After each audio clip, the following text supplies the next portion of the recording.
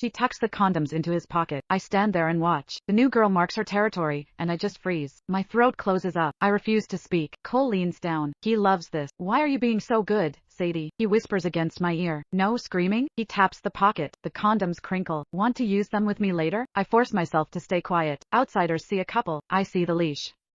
I never cared about his money before. I never kissed up to him. But that was before I understood the food chain. My mom's high-paying job? She scrubs floors for his parents. If I piss him off, my mom gets fired. It's that simple. So I swallow the toxic jealousy. I play the role of the obedient girlfriend. I trade my dignity for my mother's paycheck. Just before college applications were due, I went to a house party with my friend Naomi to blow off steam. Bad luck. I ran right into Cole. They were loud, discussing who Cole should lose his virginity to after graduation. Cole, come on, someone jeered. You're finally turning legal. Who's it gonna be? Sadie? Or are you gonna pop the cherry with our lovely it girl here? Cole's voice cut through the noise. Lazy. Arrogant. Knock it off. You're scaring Remy. Remy sat next to him, her cheeks flushed a delicate pink. Look at that, they laughed. The innocent flower sitting right there and you're keeping your hands to yourself? A regular saint. Cole chuckled. Say that in front of Remy again, and I'll break your jaw. Remy looked up, her eyes shimmering with practiced courage. Actually, I can do it. Blushing furiously, she tucked a box of strawberry-flavored condoms into his pocket. The room erupted in wolf whistle. I froze. My stomach dropped like a stone. I turned to leave. Hey, Cole, looks like the wifey is here to check on you. Cole looked up, his eyes locking onto mine. He crooked a finger. Sadie.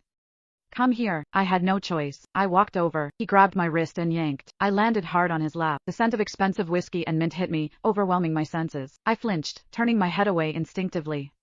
Cole laughed. The sound was low, vibrating against my back. You're so well-behaved lately. No jealousy? His hand tightened on my waist, heat radiating through the fabric of my dress. We're both adults. Want to use this with me tonight? I pushed against his chest, my palms sweating. Stop it. People are watching. He stroked my hair like he was petting a dog. Relax. They're just joking. Don't be mad. I'm not mad, I said. My voice was flat, even. Cole's smirk faltered. Come on. Don't be stubborn. I know you, Sadie. I know exactly what you're thinking. He continued, don't take it out on Remy. She heard we almost broke up and said if you weren't cool with her, she'd back off. She just wants us to be happy. There's nothing going on between us. I smiled. It didn't reach my eyes. I believe you. Don't worry. I didn't come over here for that. Cole paused, his brow furrowing. Then why are you here? Weren't you checking up on me? I looked him dead in the eye. Since when do you like me checking up on you? Relax. I'm just here to grab a drink with my friends. I'm leaving now. Naomi is waiting for me. I gotta go. I tried to stand up. Cole's hand shot out, his fingers locking around my wrist. Hard. Wait. He pursed his lips, his dark eyes boring into mine. Applications are due soon.